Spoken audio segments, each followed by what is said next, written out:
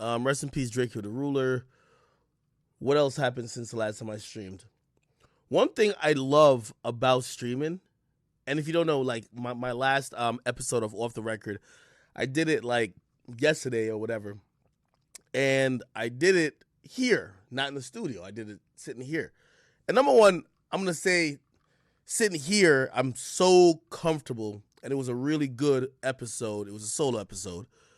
But also what I realized I definitely missed is the chat. I miss y'all typing in the chat because I read the chat as I'm like sitting here. And I kind of react to it even though y'all think I don't read chat. Well, when I'm muted, I don't read chat, clearly. But otherwise, I'm reacting to like shit y'all are typing. Somebody said, what? Who? What are y'all talking about now? Oh, man, Roddy Ricch. Jesus Christ. Roddy Ricch's album came out. Where y'all want to start at? Where do y'all want to start at? We got a lot to talk about. Where y'all want to start at?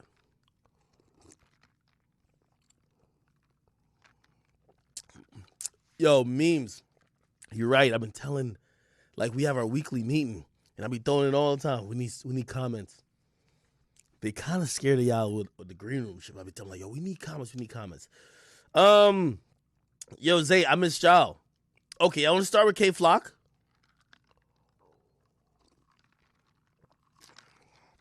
Okay. Y'all gonna have me starting off hot. Are we starting with the K Flock thing, chat?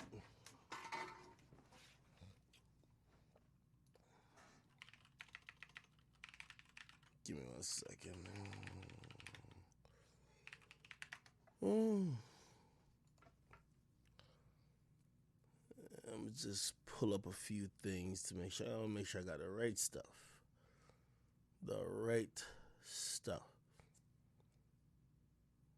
Okay.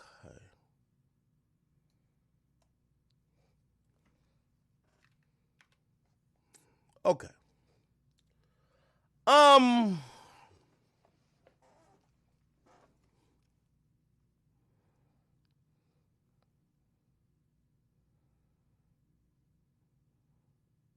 Let me start like first. Okay, cool. Remind me, we're going to talk about this whole Jay-Z list shit. I stopped going back and forth on Twitter. One of the reasons why is like, yo, when somebody don't like you or whatever, like, you know, they're always going to take what you're saying out of context. They're not, like, people aren't really these days trying to understand. They're just trying to find another reason to dislike, especially if they don't like you already. I talked about this on the podcast, but Jay-Z went on Twitter Spaces with Alicia Keys while she was promoting her album, and when he got on the mic, he basically like he's talking this big boss Dawn talk, which, you know, by the way, Jay-Z's a mogul. He's one of the, I would say, probably one of the top 5 most important people in hip hop's history, 100%. But I'm gonna be honest with you, and I love his catalog. His catalog, while it's filled with classics, if we're talking about verses, he beats a lot of people. But there's a few people I think would beat him. But here's the problem, what's going on in hip-hop. Jay-Z is untouchable. Jay-Z is when Jay-Z speaks, nobody has any retort. So when Jay-Z was asked slightly about verses, he scoffed at the idea that anybody could even stand on the fucking stage with him. And nobody batted an eye. Everybody just said, oh, Hov has spoken. They treat Jay-Z like he's God. When he speaks, everybody shuts the fuck up. The media, they all just shut up. Nobody has any retort. They don't even start a debate. Now, I know that the reason why that happens is a lot of complicated things. Jay-Z has a very powerful place in hip-hop. Let me just give you the history of Jay-Z's power.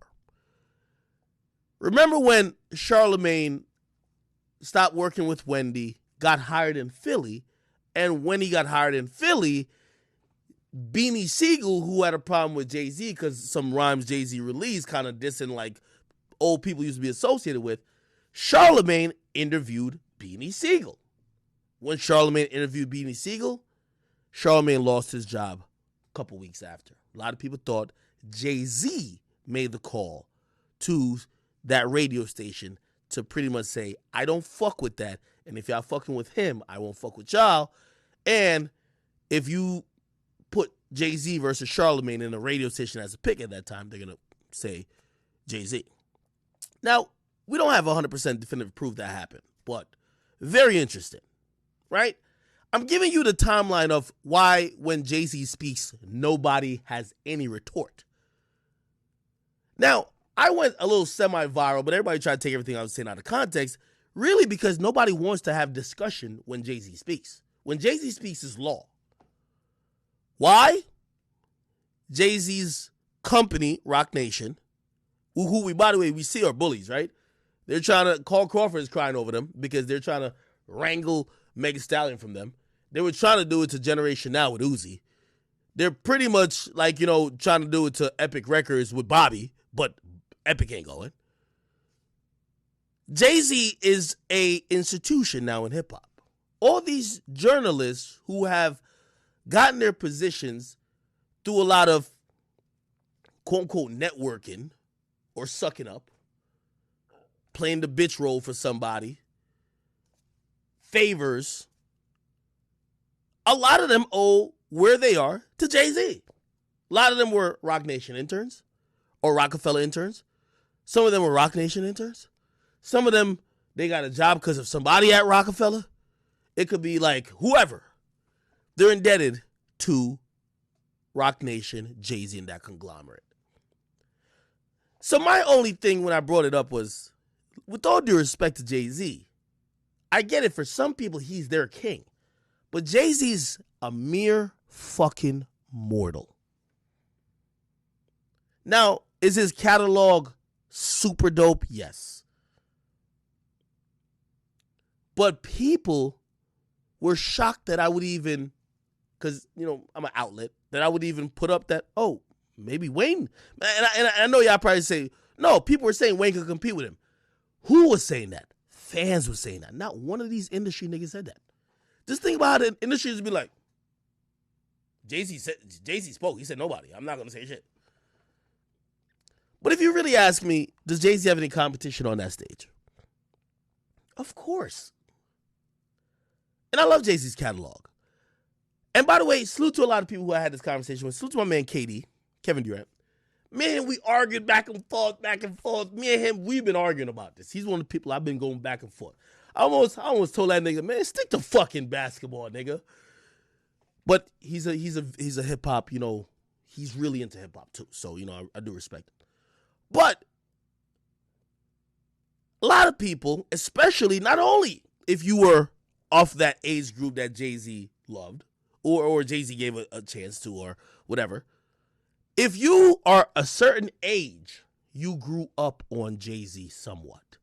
If you're over 33, 34, Jay-Z played an instrumental part of your listening experience as a hip-hop fan. So, of course, it's like the equivalent of growing up in the 90s and watching Michael play, not watching highlights of him play once Kobe and LeBron was in the league. Do you get what I mean? So I've been saying this is blasphemous. And by the way, I had everybody in the industry hit me. Salute to my man DJ Clue. I don't even think we've spoken before. DJ Clue was in my DMs. Yo. Everybody was bent out of shape. Now, here's the point I was just trying to tell them. Hip-hop isn't like sports. I know y'all trying to make Jay-Z Michael Jordan, but he'll never be Michael Jordan. You know why he'll never be Michael Jordan? Because if there was going to be a Michael Jordan, it would have been Biggie or Tupac, not Jay-Z. Jay-Z, while he's great, and what I mean by that, I'm not knocking his skills compared to those people. I'm saying Michael is like the chosen one who's untouchable in legacy. Jay-Z, I believe, The way how he became untouchable is because he became a mogul. Pac and Big were just rappers. Jay-Z became an institution. He became not only the label, he became the management. He became an institution. He became a streaming service. He became an institution. So I've been just telling people like, hey, listen, I get it. Y'all are trying to make Jay-Z like this untouchable figure, but we got to just chill out. Nobody could stand on stage with him. And then this is the conversation I was having with Katie.